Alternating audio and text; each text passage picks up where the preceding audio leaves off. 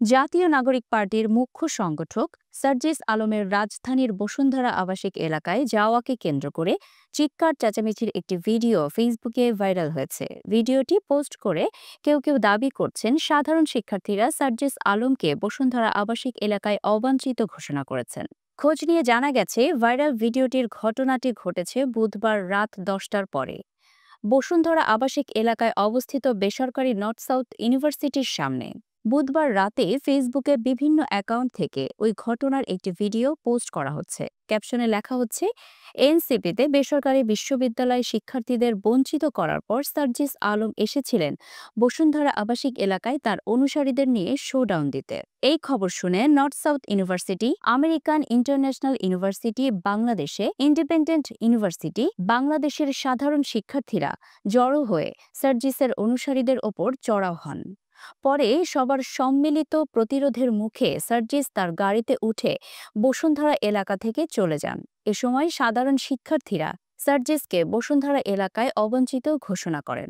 ঘটনার প্রত্যক্ষদর্শীদের বরাত দিয়ে একজন বলেন, সার্জিস আলম বুধবার সন্ধ্যা 7টার দিকে বসুন্ধরা আবাসিক এলাকায় এসেছিলেন।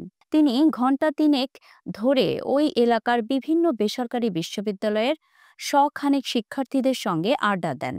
রাত 10টার পর প্রায় 15 জন তরুণ হঠাৎ অন্য পাশ থেকে সার্জিসকে লক্ষ্য করে বিভিন্ন স্লোগান দিতে শুরু করেন।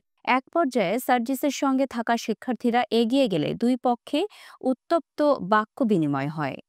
সার্জিসও এগিয়ে গিয়ে দুই পক্ষকে নিবৃত্ত করার চেষ্টা করেন। এক পর্যায়ে সার্জিস গাড়িতে উঠে সেখান থেকে চলে আসেন।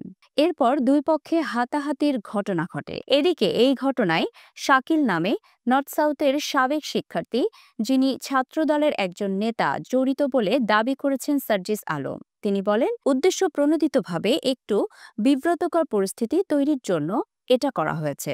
তারা সর্বোচ্চ 10 থেকে 12 জন ছিলেন। তাদের মধ্যে 3-4 জন বাদে বাকিরা শিক্ষার্থীও নন। অন্যদিকে আমার সঙ্গে 4 বেসরকারি বিশ্ববিদ্যালয়ের 1 থেকে 150 শিক্ষার্থী ছিলেন। ঘটনার বর্ণনা দিয়ে এনসিপির এই নেতা আরও বলেন, ওই 10 থেকে 12 জন যখন চিৎকার করছিল, তখন আমার সঙ্গে থাকা শিক্ষার্থীরা এগিয়ে গিয়ে জিজ্ঞেস করেছেন তারা কেন চিৎকার করছেন। পরে আমি এগিয়ে গিয়ে দুই পক্ষকেই বললাম, আপনাদের কারোরই চিৎকার করার দরকার নেই, দুই পক্ষই বাসায় যান। পরে আমি চলেও আসি। আসার পর শুনলাম সেখানে হাতাহাতি হয়েছে।